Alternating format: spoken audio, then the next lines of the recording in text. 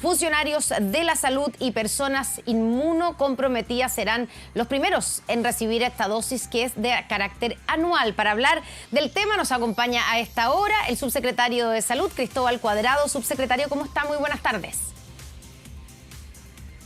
Muy buenas tardes, Constanza, gusto de saludarte. Cambiamos de tema, ¿cierto? Estábamos en el TPP-11 y ahora nos vamos a la vacunación. ¿Cómo cambia, pensando en que la gente que ya está acostumbrada, que si estoy en la tercera dosis, si estoy en la segunda, si completé mi dosis, si tengo la cuarta, etcétera? ¿Cómo va a cambiar ahora el proceso de vacunación? Bueno, en el escenario actual nos estamos moviendo a una lógica más parecida a lo que nuestro Programa Nacional de Inmunizaciones habitualmente realiza. Todos los años las personas que son grupos de riesgo son invitados a la campaña de vacunación anual contra la influenza. Nadie dice que está en su quinta, décima o undécima vacuna contra la influenza, sino que saben que todos los años se les ofrece la vacuna más actualizada disponible contra el virus de la influenza, que es un virus que va cambiando en el tiempo, invierno a invierno.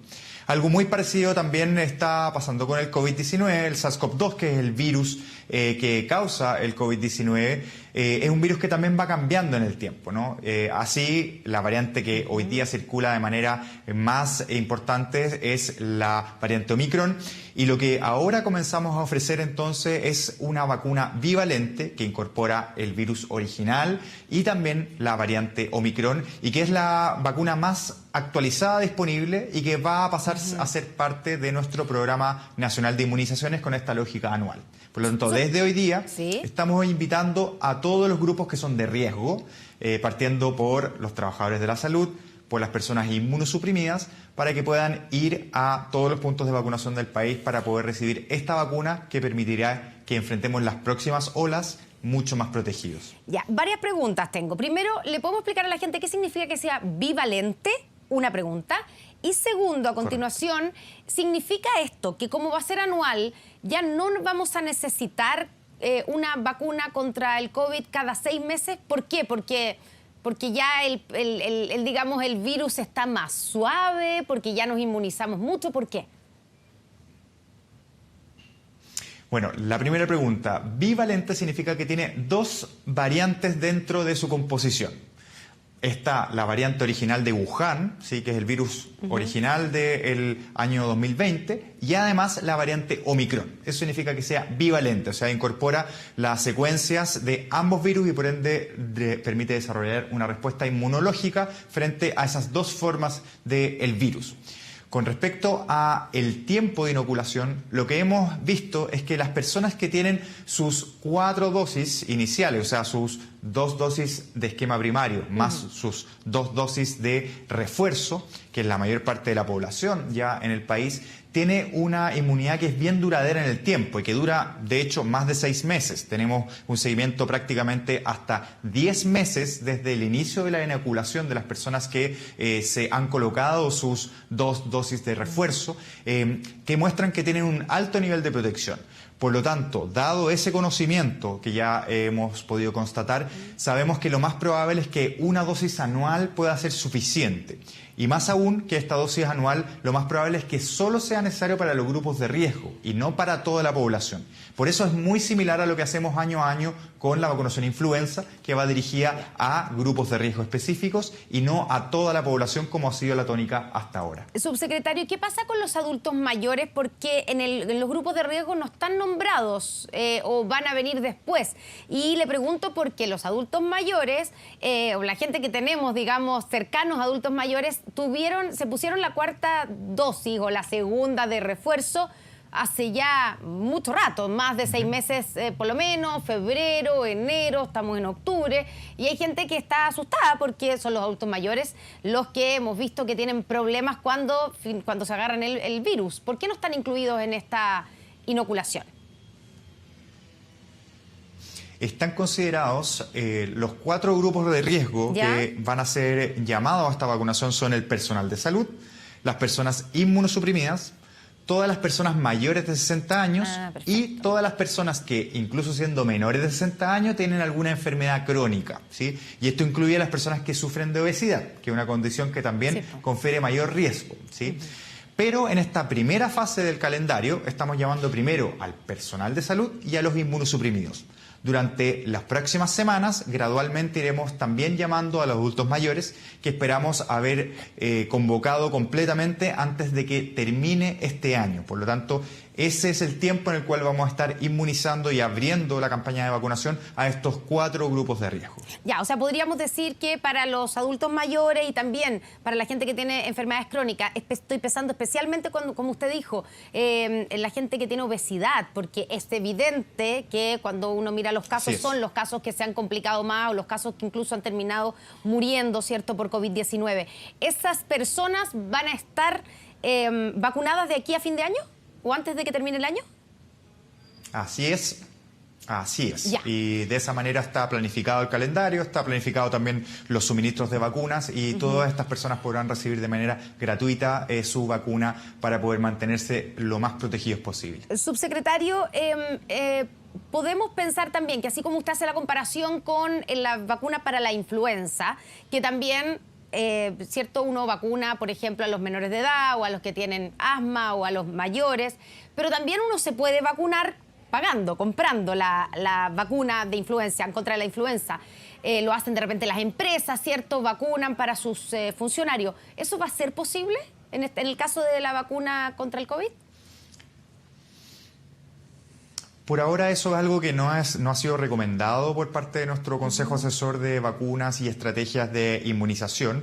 No obstante, uno puede pensar que en el futuro probablemente nos vamos a mover a un escenario similar, ¿no?, en el cual también los grupos que no son de riesgo puedan también acceder por esa vía a la vacunación.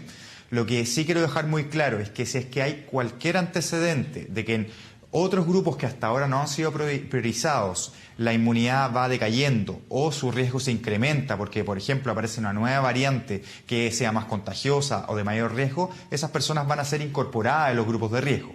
Por lo tanto, cualquier persona que necesite una vacuna de refuerzo bivalente la va a recibir y vamos a seguir nosotros revisando la evidencia y también las recomendaciones de nuestro Consejo Asesor Externo. Ya, y pensando en esa evidencia, para personas que no están en ninguno de estos 4 grupos de riesgo de los que usted dice, y por ejemplo, si uno ya tiene 4 vacunas, y uno mira y dice, y uno aquí, de aquí hacia adelante quedamos con esta inmunidad que tenemos, ¿nos va a durar para siempre? ¿O nos vamos a tener que enfermarnos más, pero va a ser un contagio como muchas veces sucede, que es como una especie de gripe? Bueno, la evidencia sobre esto, sobre todo, es muy dinámica, ¿no? Como sabemos en esta pandemia.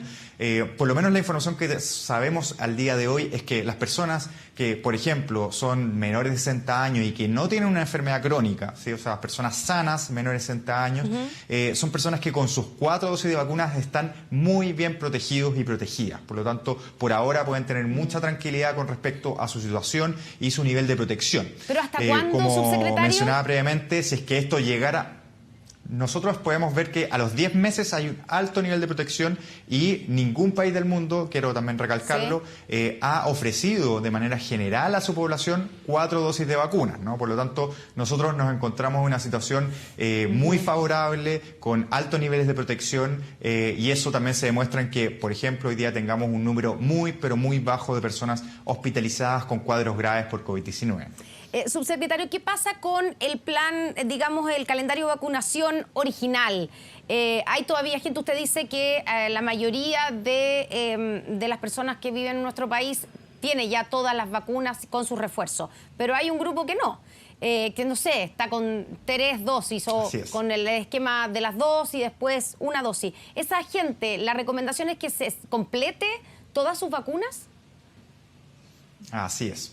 Así es, el calendario de vacunación para todas las personas que aún no han completado su 3ª o 4ª dosis sigue estando vigente, por lo tanto van a convivir la estrategia de esta vacunación anual para grupos priorizados con también la vacunación a grupos que puedan estar rezagados en los mismos puntos de vacunación. Por lo tanto, aprovecho la instancia también de recordarle a todas las personas que aún no se han puesto sus vacunas o grupos que recién están incorporándose, ¿no? Hay que recordar que los más pequeñitos, entre 3 y 5 años, recién están ingresando al calendario de vacunación para poder recibir su cuarta dosis. Por lo tanto, a todas esas poblaciones recién las estamos convocando y las vacunas para ellos van a estar aseguradas en todos los puntos de vacunación del país.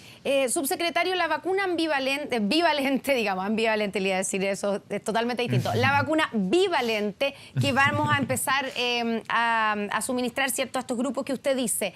¿De dónde viene? ¿A quién se la compramos?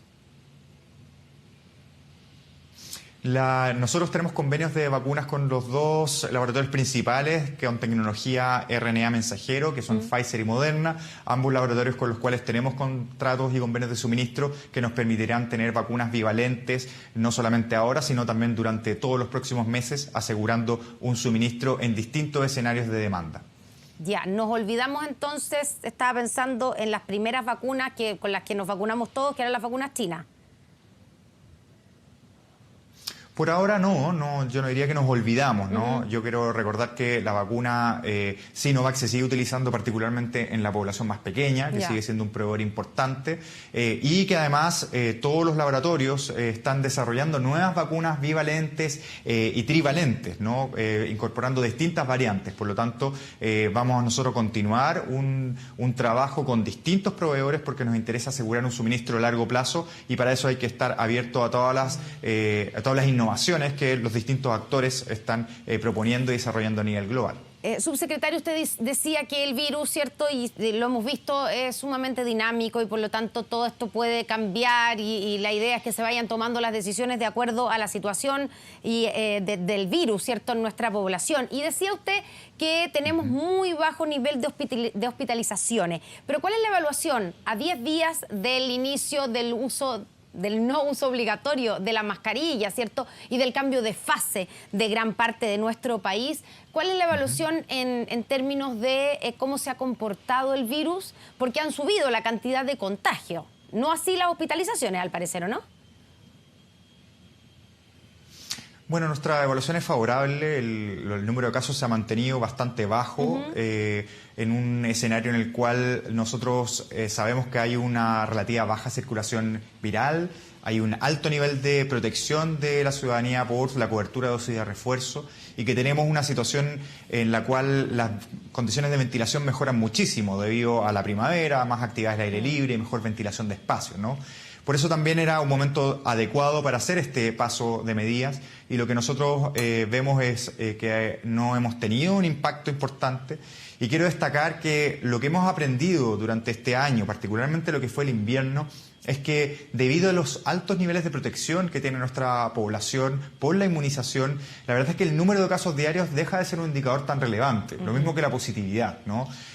Porque tuvimos durante el invierno momentos en los cuales teníamos 10.000, 12.000, 15.000 casos diarios, pero que eso no llevaba de la mano un incremento en los casos graves, ¿no? De hecho, durante este invierno del año 2022 tuvimos un 95% menos de casos graves cuando uno lo compara con el invierno del año 2021. Por lo tanto, hoy día tenemos que empezar a mirar otros indicadores, particularmente las tasas de casos graves y hospitalizaciones, y en eso nos encontramos en mínimos históricos. Por lo tanto, esos son los indicadores que más atentamente estamos mirando para poder reconsiderar eventualmente cualquier medida de las que han sido adoptadas hasta la fecha. Ya, ¿cuántas personas, por ejemplo, hay hoy día hospitalizadas y por lo tanto graves? ¿Cuántos casos graves hay en COVID-19? Hoy día tenemos menos de 100 personas hospitalizadas en una UCI por COVID-19, menos de 70 personas conectadas a ventilación mecánica, ¿no? Recordar que en el invierno del año pasado hubo momentos en los cuales teníamos 3.500 personas en una UCI por COVID-19. Hoy por hoy, menos del 7% de los casos que están en UCI son por COVID-19. O sea, la gran mayoría de las personas que hoy día están hospitalizados, graves en nuestros hospitales, tienen que ver con otras patologías que nada tienen que ver con el COVID-19. Y eso permite también la reactivación de la red asistencial, que las prioridades también de necesidades de cuidados de la población estén en otros ámbitos donde el Ministerio está desarrollando un despliegue para poder también retomar todas las atenciones desplazadas que significó esta pandemia tan intensa durante estos 2 años y medio. Subsecretario de Salud, Cristóbal Cuadrado, muchas gracias por esta conversación con Noticias 24. Que tenga una buena tarde. Muy buenas tardes. Muchas gracias y importante, nos seguimos cuidando porque esta pandemia aún sigue con nosotros. Muchas gracias.